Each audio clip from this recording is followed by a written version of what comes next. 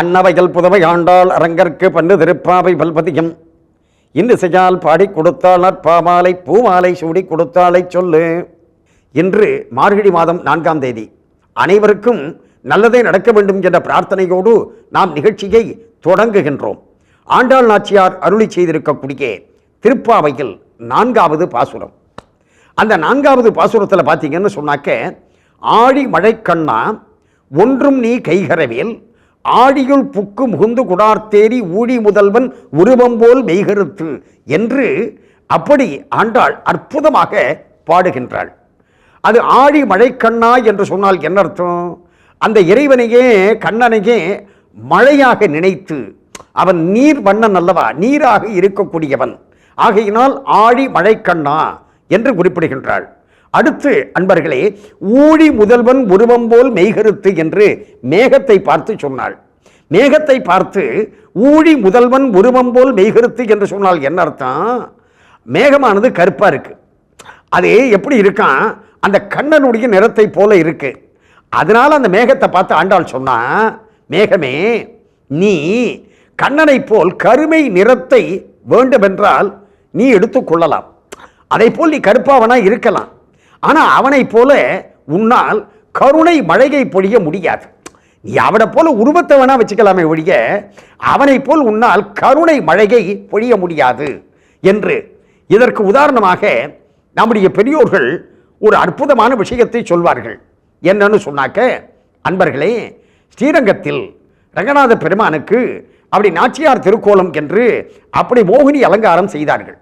அப்படி செஞ்ச உடனே பக்கத்தில் இருக்கக்கூடிய பராசர பட்டர் என்ற தொண்டரை பார்த்து அப்படி பெருமாள் கேட்டார். அந்த காலத்தெல்லாம் பெருமாள்லாம் பேசுவார். அதனால் பெருமாள் என்ன செய்தார், பக்கத்தில் இருக்கிறவரை பார்த்து, நம்மளுக்கு இந்த நாச்சியார் திருக்கோலம் எப்படி இருக்குது அப்படின்னார். உடனே அவர் பராசர பட்டர் என்ன செஞ்சார், அப்படியே பெருமாளை சுற்றி சுற்றி வந்து, ஆஹா ரொம்ப ரொம்ப ரொம்ப ரொம்ப ரொம்ப அற்புதமாக இருக்கு, ஆனால் உன் கண்ணை பார்த்தா ஆண் பிள்ளை விழியை போல இருக்கு அப்படின்னு சொல்லிவிட்டார். என்ன அர்த்தம்? நீ தாயாரை போல வேஷம் கொள்ளலாம், ஆனால் தாயாரை போல உன்னால் கருணை பார்வை பார்க்க முடியாது என்று. அது எப்படி என்று சொன்னால், மேகத்தை பார்த்து ஆண்டாள் சொன்ன வார்த்தையை வைத்து, நீ ஊழி முதல்வன் உருவம் போல் மெய்கருத்து, அந்த கண்ணனை போல உருவத்தை வேணும்னா நீ கருப்பா வச்சுக்கலாமே ஒழிய கருணை மழை பொழிய முடியாது என்று. அடுத்த அன்பர்களே, இதில் தாழாதே சார்ங்கம் உதைத்த சரமடை போல், அதாவது தாழாதே சார்ங்கம் உதைத்த சரமடை, அதாவது தாழாதே சார்ங்கம் உதைத்த சரமடைன்னா என்ன அர்த்தம்? இப்போ ராவண யுத்தத்தில் அப்படியே வில்லில் இருந்து அம்பானது புறப்பட்டு வந்தது. அது மாதிரி இப்போ மழை பொழியணும். இடைவிடாமல் அம்பு மழை பொழிந்ததை போல, சரமழை பொழிந்ததை போல இப்போ இந்த மழை பொழியணும்னா. அதில் இன்னொரு வார்த்தையை சொல்கிறா பாருங்க. என்ன அர்த்தம்னு சொன்னால், அந்த சரமழை பொழிந்த நேரத்தில் அழிவு ஏற்பட்டது. ஆனால் இந்த மழை பொழிகின்ற பொழுது அழிவு ஏற்படக்கூடாது. அப்படி வாழணும். எது? இந்த உலகம் வாழணும். முதல்ல பொதுநலங்க, அப்புறமா தான் சுயநலம். முதல்ல பொதுநலத்தோடு இந்த உலகம் வாழ்வதற்காக மழை பொழியணும்னு ஆண்டாள் என்ன செஞ்சா, நாங்களும் மார்கழி நீராட மகிழ்ந்தேலோர் பாவாய், நாங்களும் மார்கழி நீராட வேண்டும் என்று கடைசியாக தான் தன்னுடைய சுயநலமாக இருக்கக்கூடிய அந்த மார்கழி நீராட்டத்தை சொன்னார்.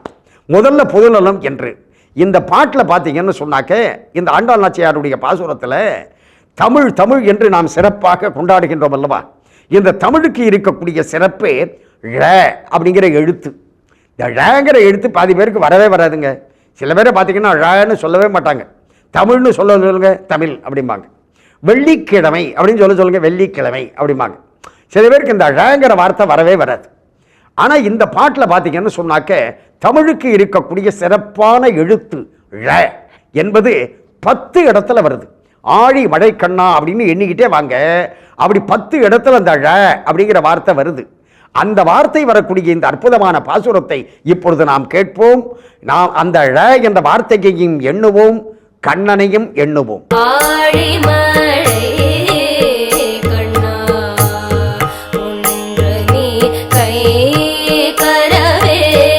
திருவம்பாவை பாடலில் 4வது பாடலை இன்றைக்கு நாம் இப்பொழுது சிந்திக்க இருக்கின்றோம். இந்த 4வது பாடலிலும் அன்பர்களே, அப்படியே அந்த உன் வெண் நிலவா என்று, அதாவது முதல்ல முத்தன்ன வெண்ணகையாய் என்று 3வது பாட்டில் சொன்னாரா? இந்த பாட்டிலையும் பார்த்தீங்கன்னு சொன்னாக்க அந்த முத்தை போல ஆனால் வெண்மையான அந்த முகத்தை உடையவளை என்று அப்படி ஆரம்பித்து உள்ளே இருக்கக்கூடிய பெண்ணை அழைக்கின்றார்கள். இறை சிந்தனையிலேயே இருக்கக்கூடிய இந்த பெண்ணானவள் உயர்ந்த நிலையில் இருக்கின்றாள் என்ற ஒரு கருத்தின் அடிப்படையில் அப்ப சொல்றப்ப என்ன அழகா ஒரு வார்த்தையை வச்சு மாணிக்கவாசகர் சொல்றார் பாருங்க. விண்ணுக்கு மருந்தாக இருக்கக்கூடிய இறைவன், அதாவது விண்ணுக்கு மருந்தாக இருக்கக்கூடிய இறைவன் என்று சொன்னால் அவன் மண்ணுலகத்திலே உள்ளவர்களுக்கு அவன் மருந்து இல்லையா? அந்த விண்ணுக்கு மருந்தாக இருக்கக்கூடிய இறைவன் இந்த மண்ணுலகத்தில் இருக்கக்கூடிய நமக்கும் அவன் மருந்தாவான் என்ற ஒரு கருத்தின் அடிப்படையில் இப்ப இறைவனே மருந்தாவான்னு சொன்னா என்ன அர்த்தம் அன்பர்களே? இறைவனை பார்த்தீங்கன்னு சொன்னாக்க அந்த இறைவன் இங்கு அப்படியே வைத்தீஸ்வரன் கோவில் என்று சொல்லக்கூடிய இடத்துல வைத்தியநாதனாக விளங்குகின்றான். அந்த இறைவனே திருக்கடவுர் என்ற திருத்தலத்தில் பார்த்தீங்கன்னு சொன்னாக்க அவன் அமுதமாக இருக்கின்றான், அமுதீசனாக இருக்கின்றான். அவன் அமுதம், அவனே மருந்து என்ற கருத்தின் அடிப்படையில் என்ன கருத்து என்ன அதில் சொல்ல வருகின்றார் என்று சொன்னால், அந்த இறைவனை அப்படி அமிர்தம் என்று சொன்னதற்கு காரணம் அன்பர்களே, அப்பர் சுவாமிகள் தன்னுடைய தேவாரத்தில் சொல்கின்ற பொழுது இறைவனை பற்றி சொல்கின்ற நேரத்தில் அந்த இறைவன் எப்படிப்பட்டவன் என்று சொன்னால், கனியினும் கட்டிப்பட்ட கரும்பினும் பனிமலர் குழல் பாவை நல்லாரினும் தனி முடி கவித்து ஆளும் அரசினும் இனியன் யார் தன்னடைந்தார்க்கு இடைமருதூர் ஈசன் என்று அந்த திருவடமருதூர் இருக்கக்கூடிய இறைவனை பற்றி குறிப்பிட்டார். அந்த இறைவன் எப்படின்னு சொன்னால் கனியினும் கட்டிப்பட்ட கரும்பினும். அன்பர்களே, இப்போ சாதாரணமாக குழந்தையா இருக்கிறப்ப அந்த குழந்தைகளுக்கெல்லாம் பழத்தில் வாழைப்பழத்தில் ஈடுபாடு. இப்போ பார்த்தீங்கன்னு சொன்னாக்க ஏதாவது லாலிபப்பு அந்த மாதிரி அந்த ஸ்வீட் மேலே தான் ஈடுபாடு. அந்த காலத்து குழந்தைகளுக்கெல்லாம் அப்படி இல்லை, அந்த காலத்தை வச்சு பாடுறார் அவர். கனியினும் கட்டிப்பட்ட கரும்பினும், ஒரு 8 வயசில் பார்த்தீங்கன்னு சொன்னாக்க கரும்பு சுவையா, நம்ம பல்லுக்கு பலமா கரும்புக்கு பலமா அப்படின்னு கரும்பை கடிச்சு தின்னுவான். அந்த கரும்பு மேலே ஈடுபாடு. அப்புறமா ஒரு 16-20 வயசில் பார்த்தீங்கன்னு சொன்னாக்க உலகியல் வாழ் ஈடுபாடு. பனிமலர் குழல் பாவை நல்லாரினும் ஒரு 35-40 வயசில் பார்த்தீங்கன்னு சொன்னாக்க இந்த பகுதிக்கு நான் தான் தலைவன் அப்படின்ட்டு ஒரு அரசனாக இருப்பதை போல தனி முடி கவித்து ஆளும் அரசினும். இது எல்லாவற்றையும் விட இனிமையானது, எப்பொழுதும் இனிமையானது எது என்று சொன்னால் இறைவனுடைய திருவடி நீழல் என்று குறிப்பிடுகின்றார். எப்பொழுதும் நமக்கு இன்பத்தை தரக்கூடியது அந்த இறைவனுடைய இடைமருதூர் ஈசன், அவனுடைய திருவடி நிழல் என்ற கருத்தின் அடிப்படையில் அன்பர்களே, அப்படிப்பட்ட அந்த இறைவனை சதாசரவகாலம் சிந்தித்துக் கொண்டிருக்கக்கூடிய அற்புதமான பெண்ணை எழுப்பக்கூடிய 4வது பாடல் நம்மையும் அது எழுப்புகின்றது. வாருங்கள் நாமும் எழுவோம், பாடலை கேட்போம்.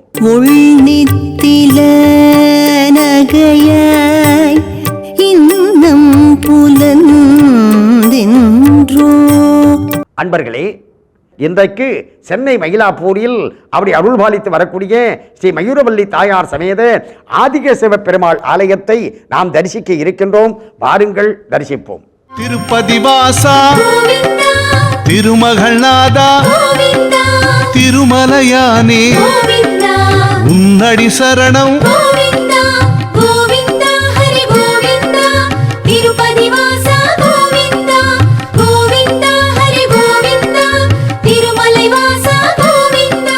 கலியுக வரதா ஆனந்த நிலையனே குலமே காப்பாய், ஆனந்தம் தாராய்.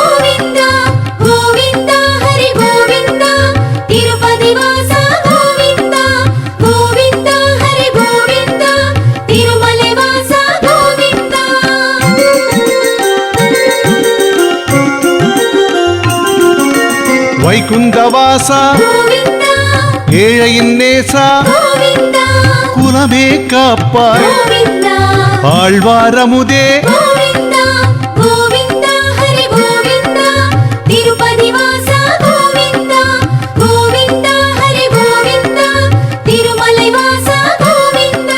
தாமோதரனே மனமே நிற்பாய், மலர் மங்கை நாதா சத்தியநாதா.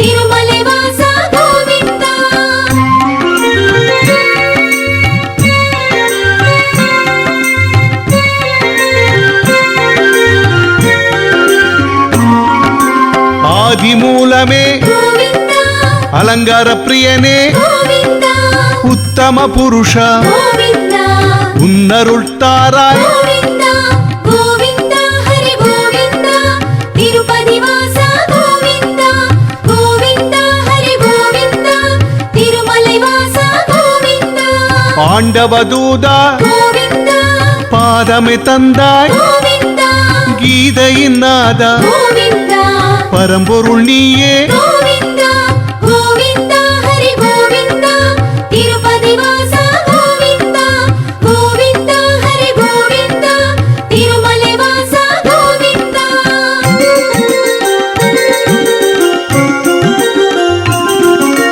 புராண புருஷனே கோவிந்தா முழுமுதலோனே கோவிந்தா முத்தமிழ் சுடரே கோவிந்தா ஜானகி நேசா கோவிந்தா கோவிந்தா ஹரி கோவிந்தா திருப்பதி வாசா கோவிந்தா கோவிந்தா ஹரி கோவிந்தா திருமலை வாசா கோவிந்தா சத்திய பொருளே கோவிந்தா பக்தரின் நாதா கோவிந்தா உத்தம வீரா கோவிந்தா அலங்கார பிரியனே கோவிந்தா கோவிந்தா ஹரி கோவிந்தா திருப்பதி வாசா கோவிந்தா கோவிந்தா ஹரி கோவிந்தா திருமலை வாசா கோவிந்தா